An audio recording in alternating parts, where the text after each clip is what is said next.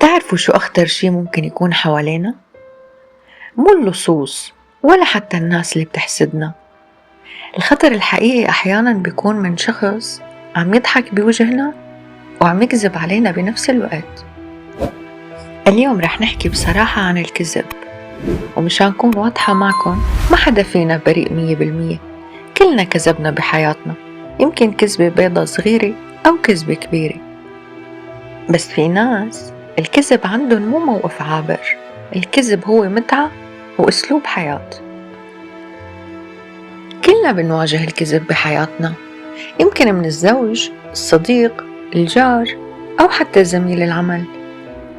بس الأسئلة المهمة يلي لازم نجاوب عليها: ليه الناس بتكذب علينا؟ كيف فينا نحمي نفسيتنا؟ وكيف نتعامل مع الكذاب بشكل ذكي؟ في كتير أسباب بتخلي الناس تكذب علينا. أحياناً الناس بتكذب لأنهم خايفين من المواجهة أو العقاب، وأحياناً لا يحموا مشاعرنا. بس بهي الحالة الكذب هون ما بيكون حماية حقيقية، هو مجرد تسكين مؤقت. في فئة تكذب لتصدر عن نفسها الصورة المثالية، وهالشي مؤكد بسبب عقد نقص جواتهم. وفي ناس بتكذب للسيطرة على الموقف أو لتجنب المسؤولية، يعني ببساطة هو مو قادر يقول الحقيقة لأنه مانو ناضج أو مو مهتم ببناء العلاقة بصدق. طيب كيف فينا نحمي نفسنا من الكذب؟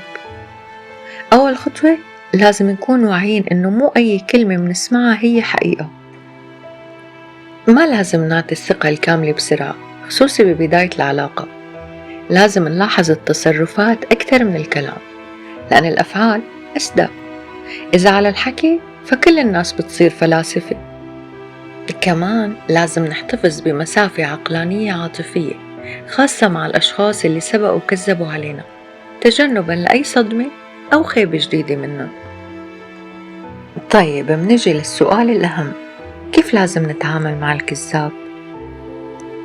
أول شي لازم تضل مركز ومتحكم بمشاعرك، لأن الكذاب دايماً بيحاول يصير مشاعرك ليبعدك عن الحقيقة، فلا تخليه يحصل على طلبه. كتير ضروري تحتفظ بالهدوء وما تسمح لمشاعرك تسيطر على ردة الفعل. خلي ردك محسوب ومنطقي.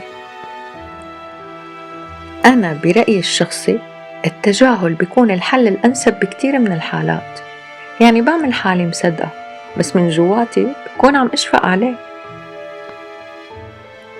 وكمان ما لازم تستعجل بالحكم أو المواجهة بدون دليل واضح.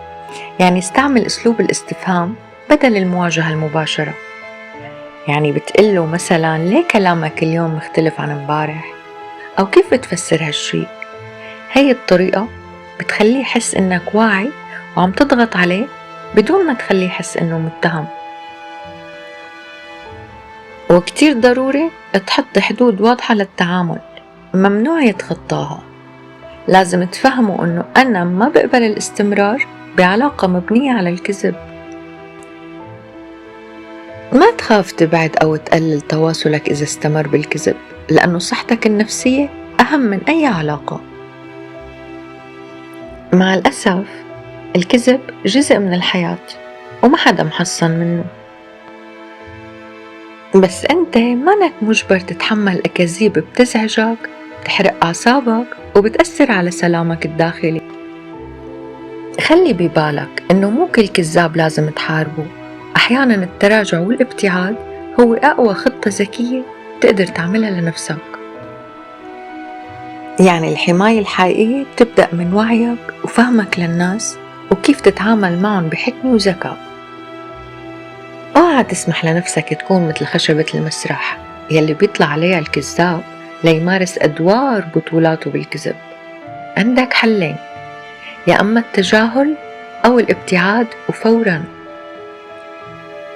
صحتك النفسية أهم من أي إنسان كذاب ومخادع على هي الأرض. وأنا بدوري بتمنى لكم راحة نفسية وأيام مريحة بعيدة عن الكذب وألم الخيبات. تضلوا بخير وبأمان الله.